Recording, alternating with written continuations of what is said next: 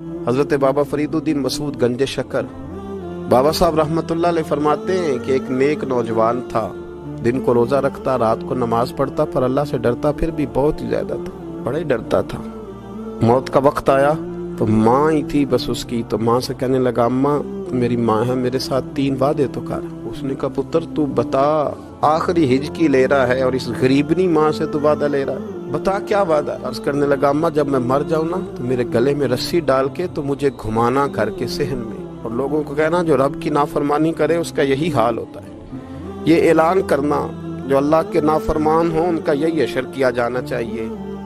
اور اماں پھر دوسرا وعدہ کر، میرا رات کو جنازہ اٹھایا جائے، میں نہیں چاہتا کہ کسی کے منہ سے یہ لفظ نکل جائیں کہ وہ دیکھو اللہ کا نافرمان جا رہا ہے، رات کو میرا جنازہ اٹھانا۔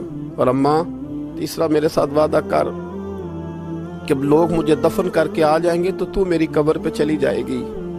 عمل میرے پاس کوئی نہیں، پر مجھے لگتا ہے ماں کے قدموں کی برکت سے عرش کا مالک بھی رحم فرمائے گا، اماں تو وعدہ کر۔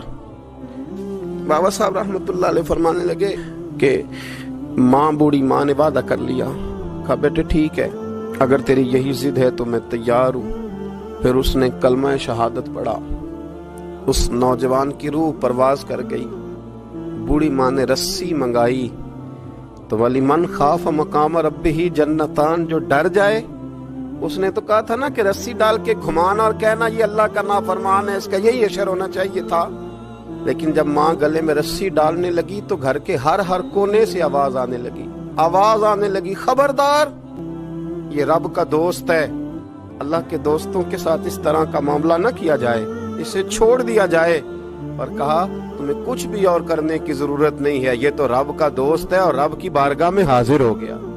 کوئی بندہ کہے گا کہ یہ تو ایک بابا فرید کا سنایا ہوا واقعہ ہے، سنیے بخاری میں حدیث ہے، نبی پاک صلی اللہ علیہ وسلم نے فرمایا، حضرت ابو ہریرہ رضی اللہ تعالیٰ عنہ راوی ہیں، حضور فرماتے ہیں ایک شخص مرنے لگا تو اپنے بچوں سے کہنے لگا کہ میں جب مر جاؤں تو مجھے جلا دینا، اور پھر میرے جلے ہوئے وجود کو پیس دینا، پھر مجھے ہوا میں اڑا دینا۔